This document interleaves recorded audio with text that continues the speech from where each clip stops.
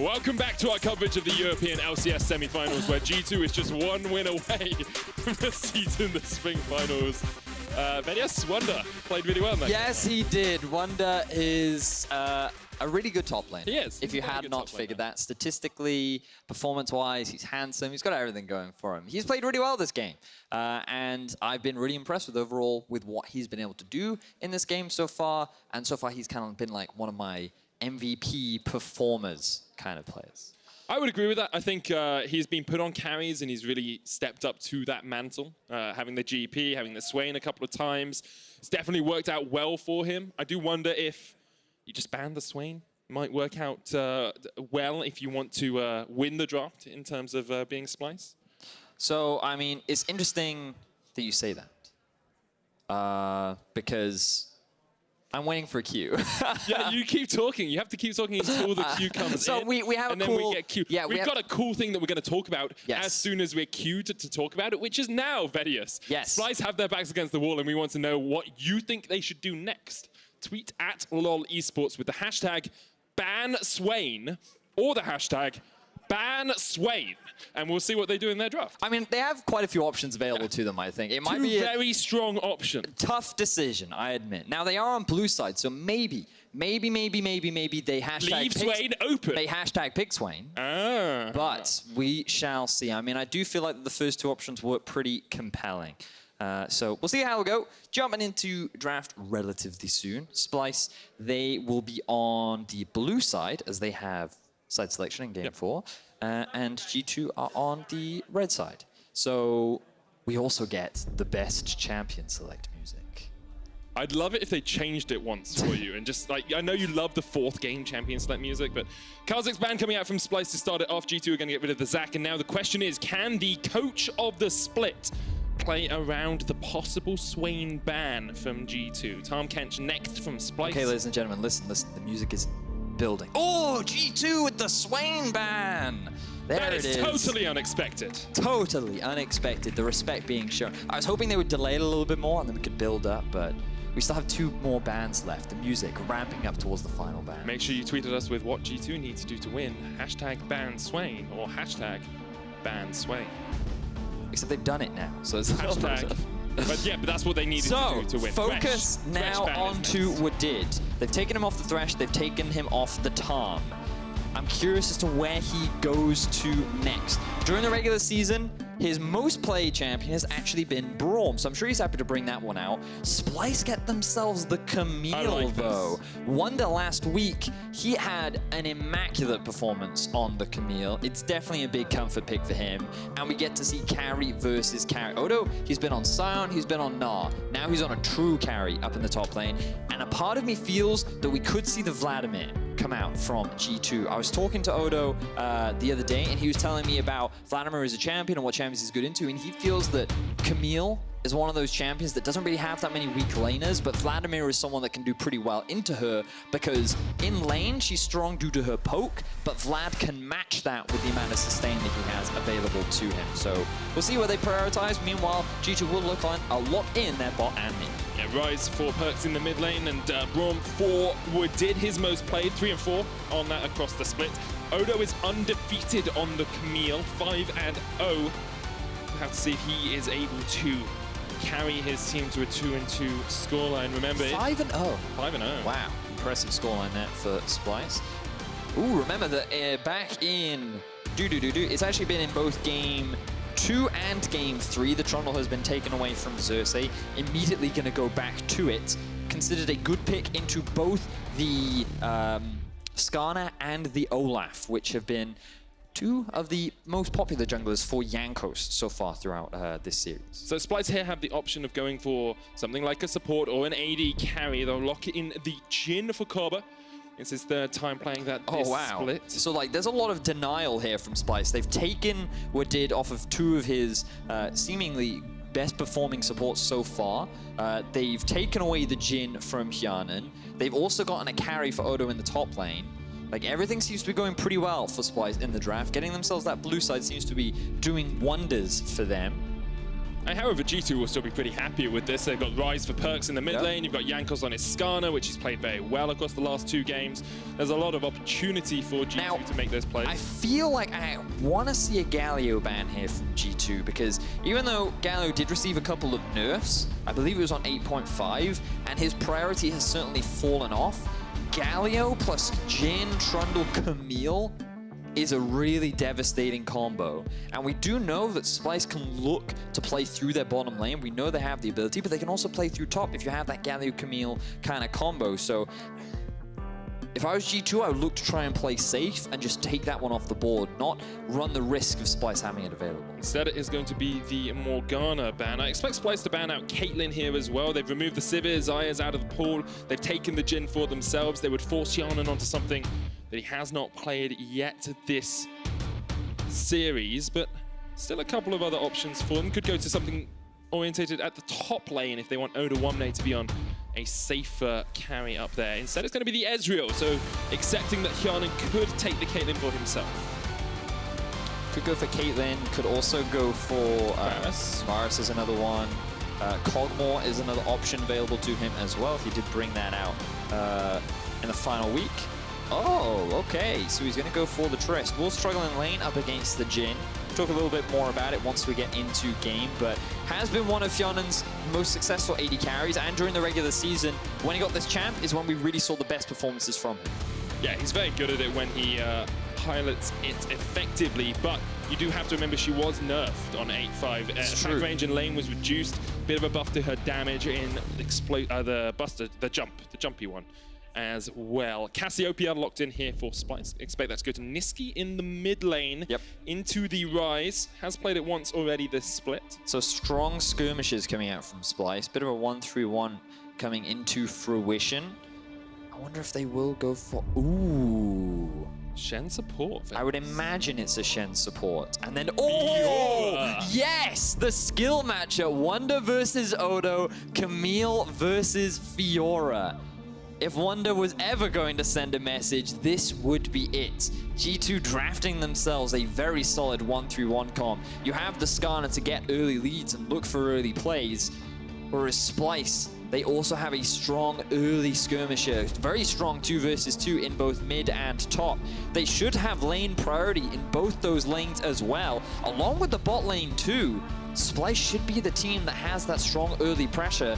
The question is, can they translate that into a solid mid game, get the fights they're looking for, gain priority over the side lanes, and stop G2 from setting up the 1-3-1 that they have built their comp around. It's only the second time we've seen Fiora this split in the EU LCS. Vedius last time was by Smitty J on H2K. He went 0-6-0. I'm sure Wunder will not want to repeat that sort of scoreline, but that top lane is where all the action is this game. We'll have to watch Xerxe and Jankos once again to see if they can spark their teams into life, because G2 are only 1 game away from their 5th final in a row, and Splyce are only 1 game away from crashing out and having to play in that 3rd place match. They will still be able to go to Copenhagen, but you are right. 3rd place is what they will play for. They want to stay in for a shot at the finals. Everything is so important in this game. G2 versus Splyce, it's game 4, Medic. Will this be it, or will we go to Silver Scrapes? Oh, I want some Silver Scrapes. I want some game 5 in my life, and I'm sure a lot of Splyce fans out there will as well. Can see Nisqy picking the signature Splyce champion. It's the Snake in the mid lane, the Cassiopeia into the Ryze. Xerxe on the champion he brought back into the meta against Rockat, that Trundle jungle. 30 seconds. The innovator. Always the innovator. Ever since he came onto the scene with the unicorns. First guy to play Zac, first guy to play Warwick. Now the first guy to play Trundle again. Rumble in the jungle. He pretty much introduced Ivan to the world, really. Except the Koreans said, no, we're not playing Ivan. And then they said, yes, we'll play it for a little bit. But then they didn't play it for long, because turns out he sucks in the early game. Killing yourself in your own jungle is never really ideal. But anyway, let's focus on the champions in this game. He is playing the Trundle, and as we said, really good AD skirmisher, often picked into things like Skarner and Olaf, because surprisingly he can out-skirmish them. His Q taking away AD, the bonus stats he gets from his own W. It's kind of like, when you think about it, he has a very similar, Trundle rather, can do what Skarner's pillars do, except wherever he wants. Which means that if he finds Skarner unawares, he can get those early trades off. And he also has the pillar, which is great against champions with low in mobility. Unfortunately, G2 have a little bit more mobility with this combo they drafted themselves. With the taunt already on towards Hjärnan. Ignites while he takes the flash away. Exhaust comes down. Hjärnan with a heal.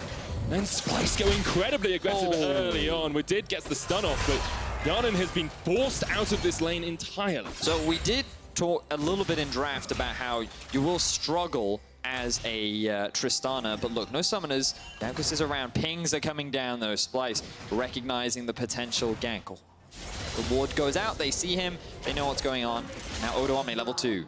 Trading on towards Wunder. You talked about skill matchup. Well, Odoamne with the level advantage should be able to harass down the Fiora early on. Too much action right now, Medic. Pick a lane, top or bot. Let's talk about top. I want to talk about top. Okay, so top. What happens in this 1 versus 1? Typically, it's really difficult for Wunder to have the same sort of wave clear that Odoamne will have. So you expect him to go for an early Tiamat so that he can match that kind of pressure. But Odo, he uses his tactical sweep to get this poke out. He has the Comet that helps throw a little bit of harass down as well. But what makes this a big skill matchup is what Wunder decides to riposte. Because you could riposte the stun, then go for the stun back on your opposition. Not only do you then deny the attack speed onto Odoamne, but you also remove his limited amount of crowd control. Alternatively, you can riposte the second part of Camille's Q, which is a large part of her damage, allowing you then to turn around and go for the re-engage. And that's very much a preference thing, and it's also like a lot of mind games about when you choose to use the stun, when you choose to proc the Q. But in this game, basically once Fiora hits 2 to 3 items, she will outduel Camille every single time. The early laning phase, until she gets to that point, Fiora will struggle. Have to remember what these teams are playing for as well. G2, 4 championships in a row for them. We talked about this a little bit earlier, but it's so important that we remind you guys how impactful it would be for G2 to lose this series. It would be the first time since they got into the LCS that they would not be in the finals, and it would be only the second time Splyce had made it to the finals. Last time for them was in 2016, where they lost to G2. G2 are the kings for a reason. They have developed quite a legacy.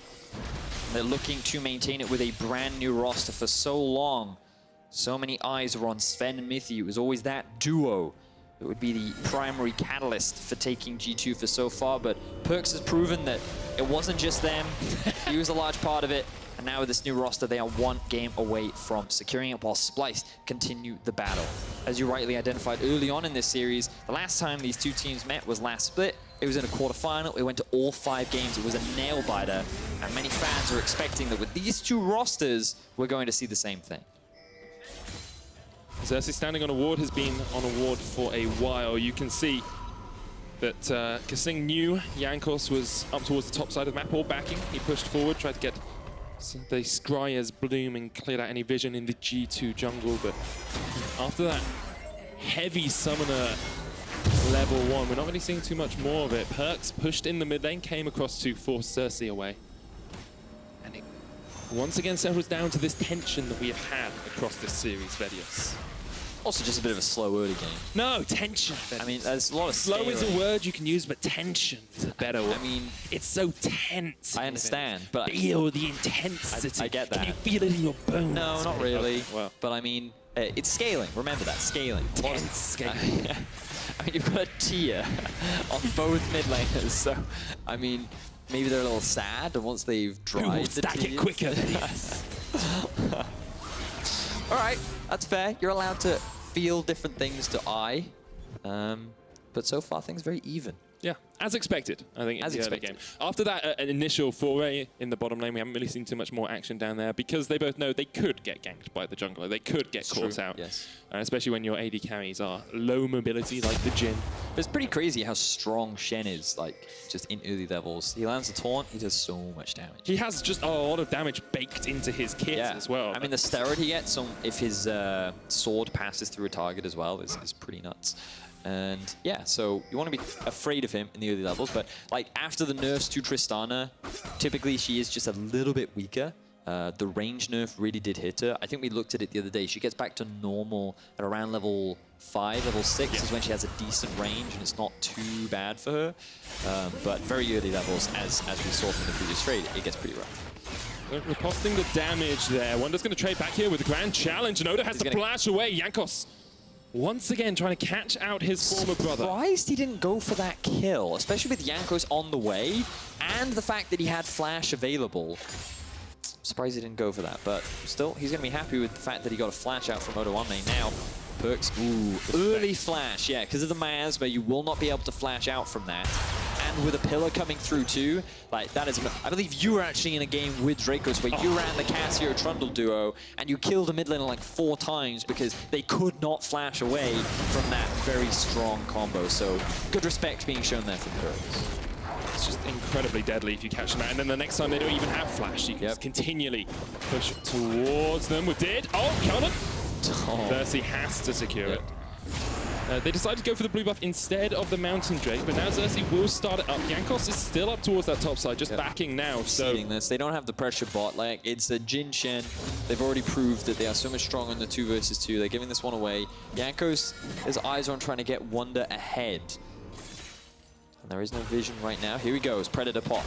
Looking for the wall jump away. Jankos has the impale, but a great tactical sweep. Looking for the stun. Unstoppable. Jumps onto him. Jankos caught underneath the tower. Puts the impale down. The stinger in the back of Odoamne. But Odo able to get back underneath this tower. And even jumps back in for a bit more damage because Nisqy was on his way up. But great play by Odo across the board to keep himself safe. Yeah, he wanted to dodge away from the ultimate from Jankos, but he was so close to the tower that Jankos put himself in a really awkward spot, and Wunder was pretty slow to follow up as well. He didn't have his ultimate for that extra bit of damage, which meant that Odo was able to get away with his life. So a lot of time and resources invested into trying to get a kill, and all it will really amount to is a bit of a CS lead for Wunder in the top lane.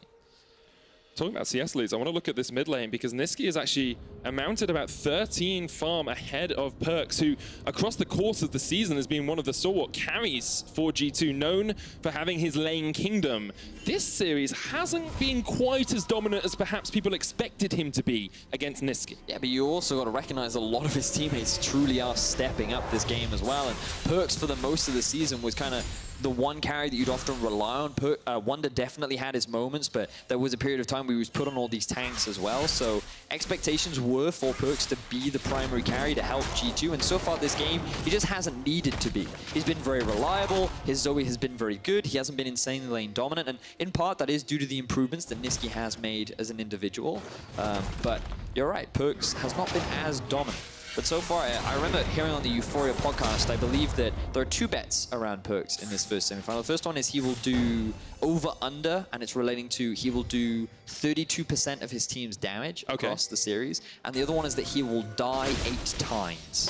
How many times has he died up He's died 3 times, I believe. Okay.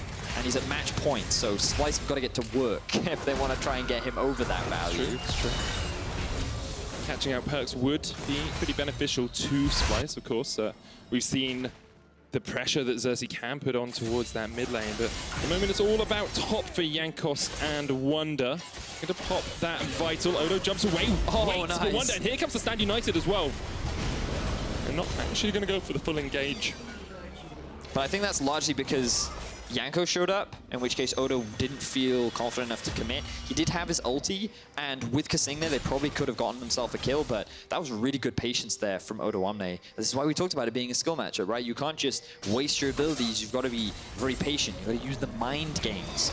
And right now, because he won out on that exchange, Splyce have the Ryze on the top. I like it from Splyce as well, because they push out mid lane, they bring Nisqy up, and they say, okay, we could have 4 players in this top lane.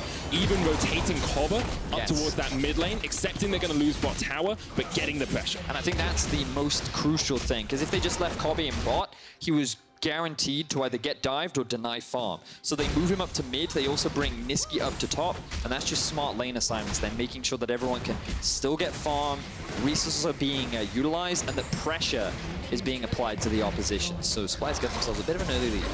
They have a Mountain Drake, they're looking for the Rift Herald as well. They secure this, they come out very much on top of that trade. First tower for other tower, perhaps not as impactful as it could be. but they will get the Rift Herald as well. Jankos waiting in the wings, won't be able to do too much about this. So Rift Herald to Splyce.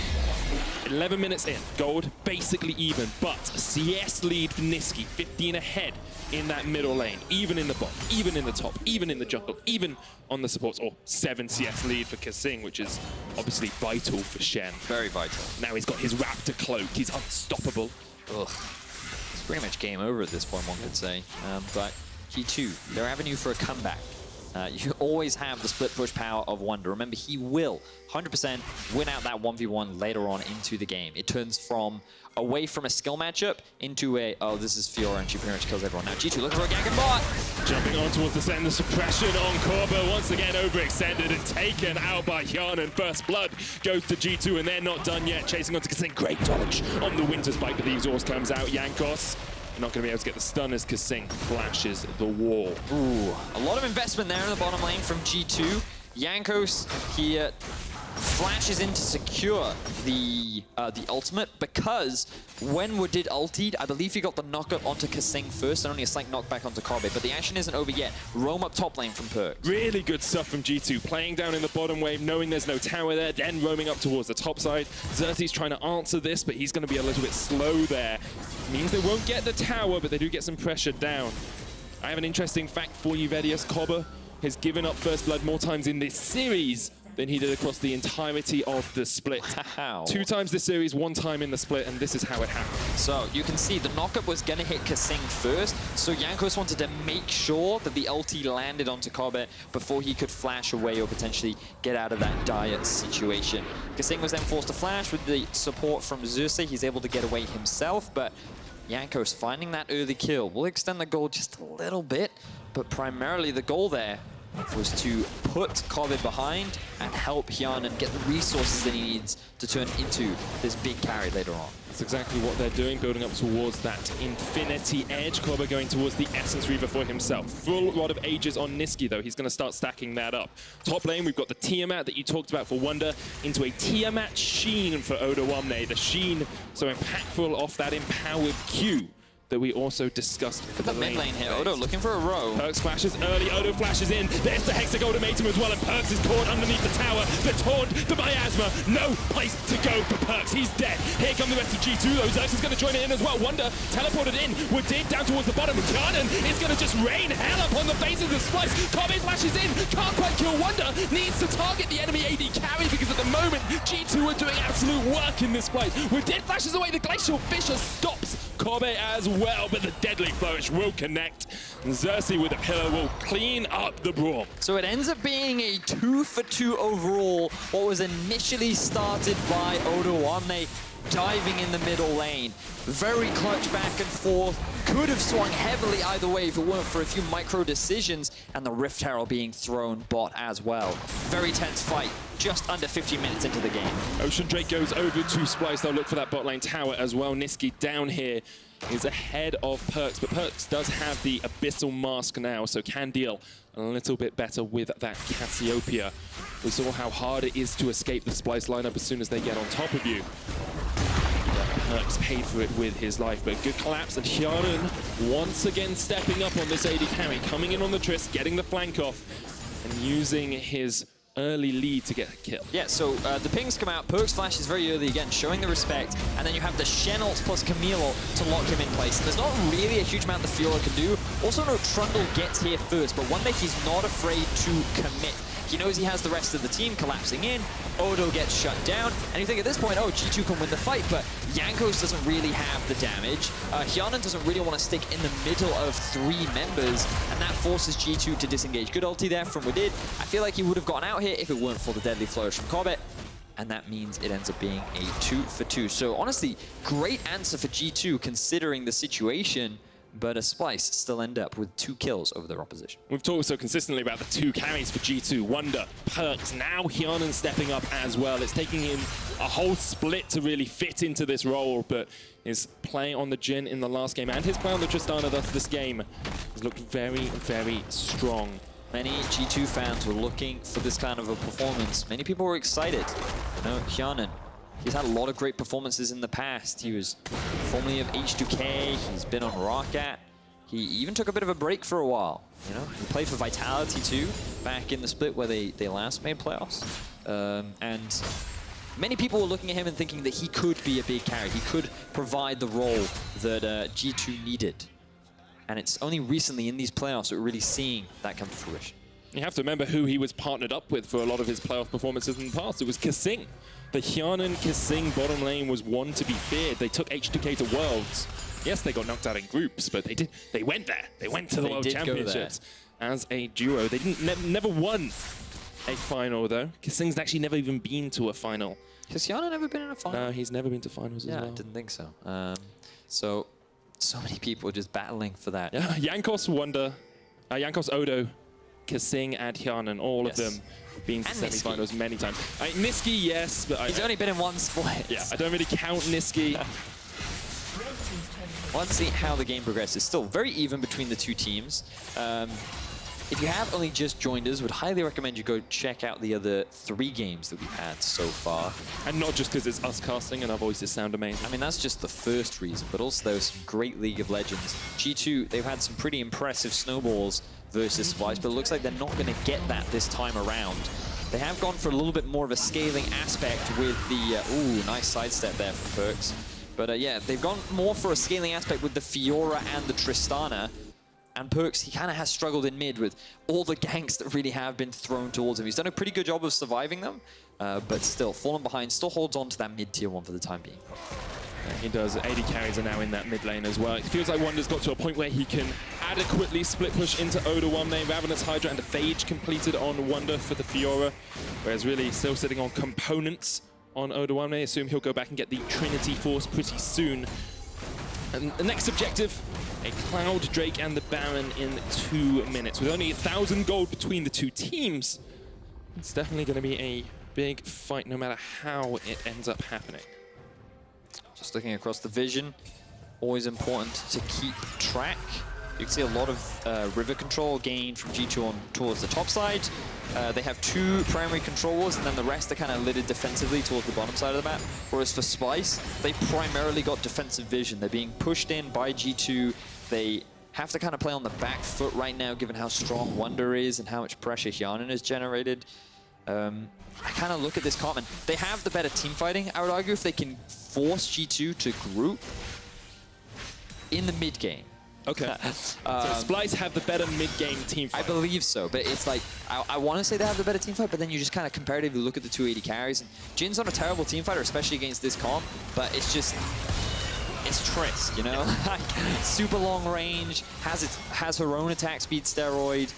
She's just like a really crazy strong team fighter. But the biggest thing is that Camille offers so much more value in fights than Wunder does. And that could very well be the determining factor once Splyce tried to force these fights, especially once he's now got the Trinity Force, so now would be a good time to try and make stuff happen if you're Splyce. Got to play around those item power spikes if you can. G2 actually slowly amassing a little bit more of a gold lead here. Up to about 1.5k. 20 CS in that top lane is probably contributing to that. And the fact that PerkZ has been able to stay pretty even with Nisqy on this Cassiopeia. That at any point you feel a fight could erupt. Once again, Vedius, tension. See, this is a little more tense, yeah, because now the Baron spawned, and vision becomes so much more important. Splyce have a really fast Baron taking team with Camille, Trundle, and a Cassio. I agree with that. I actually think this stat that just dropped down is really important. Splyce, when they're behind at 20 minutes, on average win 50% of their games, which is incredibly high. You would assume a team that's behind at 20 minutes would actually lose a lot of their games. But a lot of that does come from the early part of the split, remember, you know, and many teams argued that that was when rosters were still figuring themselves out, you know? It's true, it's true. I think you can look at Hjärnan as a prime example of someone who's taken some time to figure himself out. The realm was going to be used here in the top lane. Jankos and PerkZ looking for a fight. Turn around by Nisqy is available. Teleports coming in, both from Stand United as well. Straight on towards Odoamne. There's a hexagon of enemy. Hjärnan in from the side though, and already Odoamne just burst down. Look at the fight from Splyce. They engage in too many directions and they lose 2 members incredibly quickly. PerkZ is going to chase down Xerxe. G2 just totally destroys Splyce. And now Kobbe and Nisqy are the only 2 alive. Can they get a pick onto Wunder? Headline gaze was used, doesn't connect, but Wunder is so low. Nisqy with the bang, sinks him in. Curtain call comes out as well. Kobbe did not need to use those shots. So it ends up being a 3-for-2 in favor of G2. They will secure themselves another tower in the middle lane. But the fact that G2 found another successful fight is extremely positive for them. Splyce struggling to force these positive opportunities. Just look at how much control G2 have over the map, and look at how strong Hjärnan is getting. Hjärnan with the flank there, that river control so important for G2. Yeah, keep your eyes on the mini-map right now, because what happens in the top is less relevant to how quickly the rest of the team gets hit. Jankos doesn't respect the fact that the Shen ulti comes in as Camille is teleporting. Just at the right time, he's able to lock up Jankos, but then look, Hjärnan and Wadid arrive way before the Jhin does. He hasn't even ulted in this fight yet. It is a 4v5, simply due to the fact that Splyce were not expecting a full 5v5 commitment here. They end up losing 3 members, and the only reason why Splyce is able to get something back is because they punish Wunder. He should have cleared this wave and backed. Instead, he greeds and he gets punished. And he does, but you can see, like, Nisqy and Kobbe still have their ultimates available. They were not in that fight at all. Yep. And they're your 2 carries. They need to be there. And damage at the end only really coming out because they killed Wunder off. Perhaps just a little bit aggressive. Not the communication we'd want to see from Splyce in Game 4 of this series. You know, and it's funny, because G2 have this legacy as well for always going 3-1 best of 5. It's true. In the EU LCS, because, I mean, they haven't really made it much farther in international events. But in the EU LCS, they have that track record of doing such, and I believe it was only against Misfits that they got their first 3-0. So Splyce right now, did take them to 3-2 as well last year. that's also true, yeah. So this whole statement is incorrect. They do have a legacy of it, though. They do have a bit of a legacy. Exists, yes, just not against correct. Splyce. Yes, very, very true. So Splyce, even though things are looking dire for them right now, not over. And they're going to try and get back into this game with perhaps a bit of a rush Baron. Hjärnan is on the Drake. He's not going to get here in time. No, he's not, but Nisqy isn't there either. They're going to try and engage onto Jankos. Exocotomatum comes down. We did with Glacial Fissure, but the root is strong, and Jankos will fall. Splyce get the pick they wanted as they started up the Baron. They might turn back towards it. That is a jungler gone for G2. The smite is unavailable, but they still respect the power of Hjärnan on the Trist. They back away, they're happy with the pick, and this will just slow G2 down a little bit. Splyce can hold on to the vision within their half of the jungle. They can keep G2 from pressing their advantage any further. All that Splyce lost for that was a Cloud Drake, which, although it's changed to a percentage movement speed and does give you a slight movement speed in combat, isn't the most impactful dragon in the world. So Splyce won't mind. They made this catch onto Jankos. So they kick this one off. Jankos just hanging around. And then, oh, look at the range there from Odo. Gets the shield from his passive. Just way too much damage. Nisqy wasn't even there once again for that. He was pushing out the top lane. Now sitting at 10 Rod of Aegis stack and a completed Seraph's Embrace. Going towards the Haunting Guys Leandries as well, which can be so strong. Odo's going to try and trade onto Wunder. The Triforce into Ravenous Hydra from Wunder is very strong. The dodge on the tactical sweep, but here comes Xerxe. Wunder using the movement speed to jump away. Not quite sure what Odoamne was doing there, but the Stag United will eventually come down. Wunder dodging and diving away. The Riposte trying to jump away, but here comes Odo, and eventually Wunder will fall. So will the Baron for G2. Oh, Wunder. This is how you use a split pusher. When Splyce sends members to go get him, the rest of the team gets something else. 3 members were committed to go and killing Wunder. He almost got the kill onto Odoamne as well. And G2 walk away with a Baron. Beautiful play there from Wunder. Sets his team up beautifully. Can tell he wants to go to those finals in Copenhagen, and just such strong performance from him in every single game this series. I can't think of a game really where he has reneged on the pressure. You know? The Gangplank one, maybe you could say, but just look at how this is played out, right? So Wunder takes a lot of damage initially, but now everything is on cooldown from Odo, so Wunder can go for the re-engage. He gets a bit of lifesteal off thanks to the Ravenous Hydra, along with popping the passive. He's so close to killing Odo, who hugs the wall to prevent the final true damage proc from being used. And then if he could have sidestepped that stun, maybe he could have turned it around. But while that whole situation was going off, G2 rushed the Baron, they secured it, and now they're sitting in a 4,000 gold lead. They have a 1-3-1 comp, and they have the Baron buff available. No Baron on Wunder, which is important for his split pushing, but he should be able to trade into Odo, as we said. Hjärnan's just going to jump forward, but Spirit's Refuge from kaSing will keep his AD carry safe for the moment. 1v1 will be enacted, you feel, from PerkZ going up towards that top side, and Splyce just have to stall. Well, they've still got to take some steps, G2, because you can't really set up the 1-3-1 without vision control of the enemy jungle.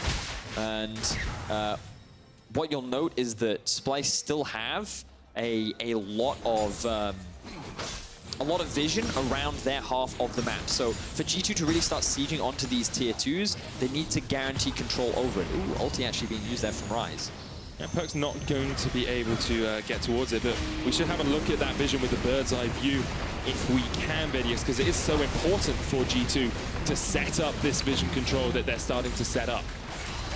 Ooh, looking for a bit of a pick here onto Wunder. Wunder does riposte and flashes away, but the jump onto Jankos is big. The impale on Odo, and Splyce just don't want to fight because PerkZ has the flank here. Splyce getting caught out. The King has caught them in the midst of the mid lane. Nisqy finally joins the fray. The stun on towards Xerxe will lock him down. He just about gets away. Great petrifying games from Nisqy, though, as he tries to turn this fight around. He can't do it, and G2 will re-engage.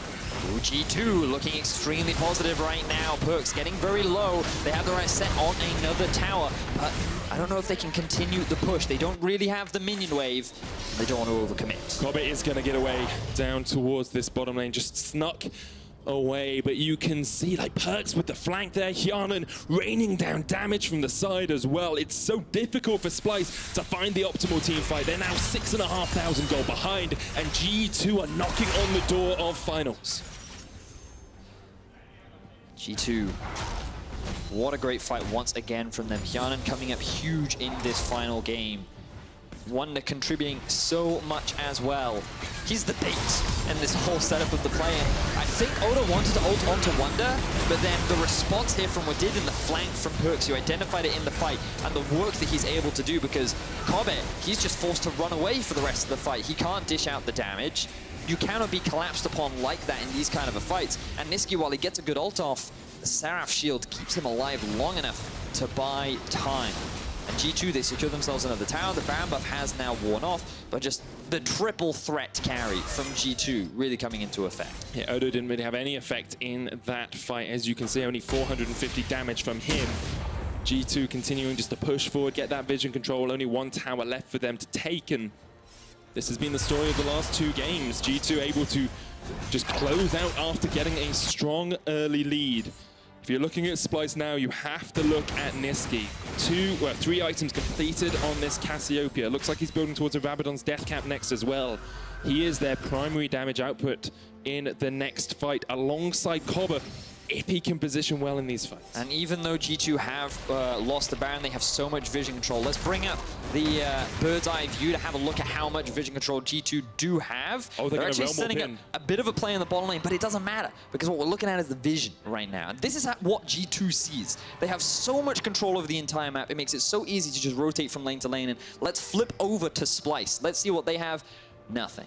They have a bit of vision in the top side. They can see a couple of the entrances towards their base, but aside from that, everything is in control of G2. It enables them to get the final tier 2. They can now make their way towards the Drake. Things like the Realm Warp from the Ryze make it very easy to make these rotations happen as well. And this is why we like to highlight vision, because it's so important in this late stage, allowing you to break into the base and secure yourself the win. G2 with their second Cloud Drake of the game, a 7,000 gold lead, a 3.5 item AD carry, a 3 item mid laner, a 3 item Fiora as well. They have well and truly come online, and Splyce have to work out some sort of avenue, some sort of last vestige of hope, because the Baron is up in a minute and a half, and G2 have total control of this game. Yeah, I'm kind of looking at Nisqy to be one of the big carries now. Level 17, 3 items completed on the Cassio. If he wants to take Splyce to the final, he's going to have to make a huge play. Perhaps find the pick on Hjärnan, get that miasma to prevent him from jumping away, get the follow-up from Odoamne. If they can find that fight, then maybe Splyce can turn this around. A Baron is enough to stall the game out a little bit longer. But you just look at the animation from G2, and it is going to be an uphill battle for Splyce to pull this one back. Especially if Wunder can just get into that position where he's split pushing into Odo. Odo cannot deal with him right now. That Fiora is too strong. 307 CS sitting on him. He's got Kleptomancy as well, so he'll have been building up that gold lead throughout the course of the game. Odo can try and push it out, but he realizes as soon as he faces into Wunder, he cannot take the 1v1 fight. PerkZ following up behind him as well. We saw this a lot. We did. Throughout the course of the split. A lot of the time, PerkZ on Ryze or Talia will just join up with Wunder. Yep. And they'll make a play behind the enemy top lane. That's so many wards in the Splyce's bottom half of the map. He shouldn't have been seen, though. If we could just quickly toggle Splyce's vision, you can see that I don't think PerkZ has been spotted. Yes, you can see the path that he took would not have spotted him. So both members are dark in the bot side. Splyce are just grouping up. They recognize Baron is spawning soon. So they're going to go for it. Okay, PerkZ has been spotted now. Yep. Baron has spawned. Will they go for a fight? Oh, look at the damage. I think PerkZ will just go for... They're going to rush it. They're rushing it. Here we go. Splyce are going to rush it. This is the time. Brother be brother, man be man. This is no time for friendship. No time for mercy. Doesn't matter if you play with them before, you need to win this fight. They jump onto Jankos. The petrifying gaze stunts G2 in their spot. But Hjärnan is still alive. Watch this AD carry jump around the fight. He flashes the wall. He's getting onto Kobbe. The curtain call is That's a double. He's dead. Hjärnan jumps forward looking for the triple him as well. PerkZ takes it away. The carries of G2 do absolute work and shred through Splyce. Nisqy tries so hard to turn the fight in his team's favor, but it is Wunder and PerkZ and Hjärnan that keep the hopes of G2 alive. I don't know if they can commit to the Baron right now without the smite. Xerxe is still alive as well. G2 choose to disengage, but what a clutch fight. So close for Splyce. For a moment, I saw that Nisqy ultimate and I was like, they've done it. Splyce have turned it around. Watch this fight again. So keep your eyes on Nisqy, because Jankos goes in, trying to lock down the AD carry, but it's the wrong carry that they need to focus in on. Kobbe gets the kill onto Jankos, but then it's when Hjärnan joins the fight. You think at first, oh no, this is going to end in disaster, but PerkZ is doing work in the 3 versus 3. Hjärnan gets the kill on the opposite AD carry, and then when he rejoins, it becomes an easy cleanup. But now they're rushing down the Baron. And they will secure it. G2's second Baron of the game. The objective control from this G2 lineup has been second to none this series. And with it, they get a 10,000 gold lead. Odo trying to engage onto Wunder. Hjärnan off towards the side as well there. Blocked out the ultimate. Wunder teaches Odo a lesson on how to top lane. But that was the correct decision from Splyce. Rushing that Baron down, forcing the double teleport, turning for the fight was best case scenario. It was just slight execution that ended up coming out in G2's favor. And the fact that Hjärnan is so strong makes it so much easier for G2. Look, he's at full build now. This could be a 4v5 in the mid lane. Odoamne has been spotted out. We'll have to hook shot across the wall here. He's trying to threaten the back line. He also wants to keep that minion wave away from the base, but Wunder in the bottom lane as well. He's now got no opposition standing in his way. He has the Baron buff this time around.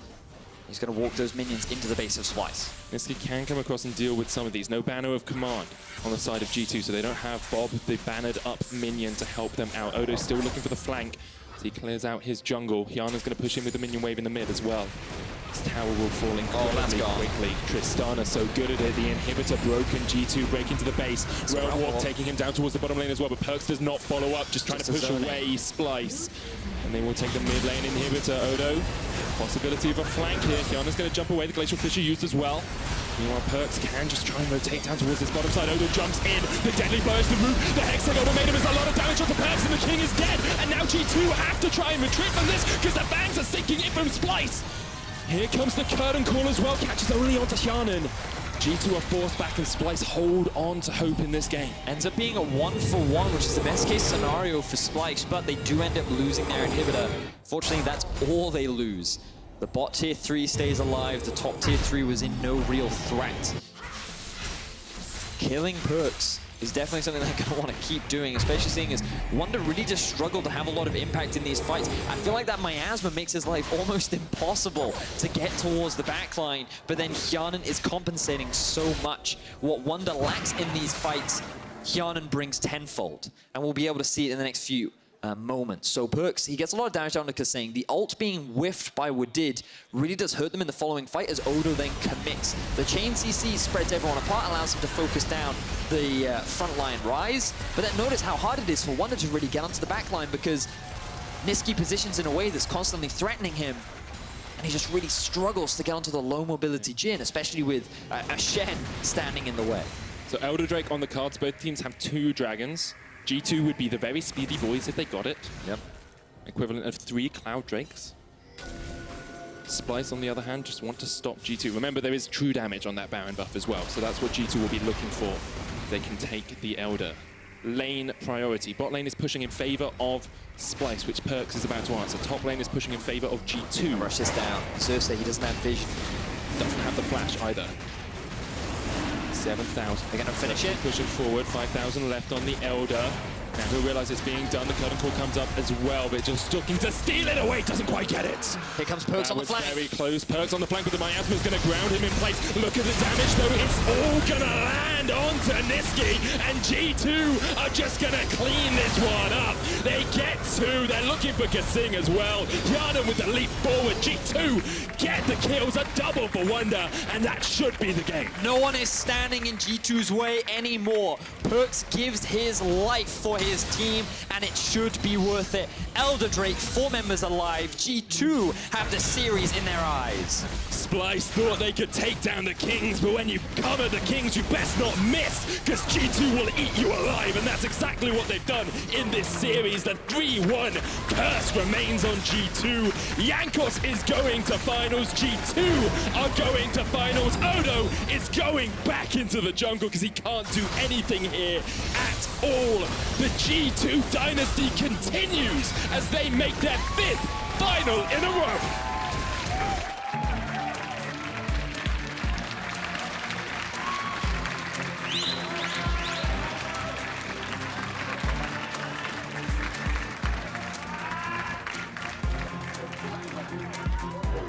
The elation on G2's face as they secure their 5th final in a row.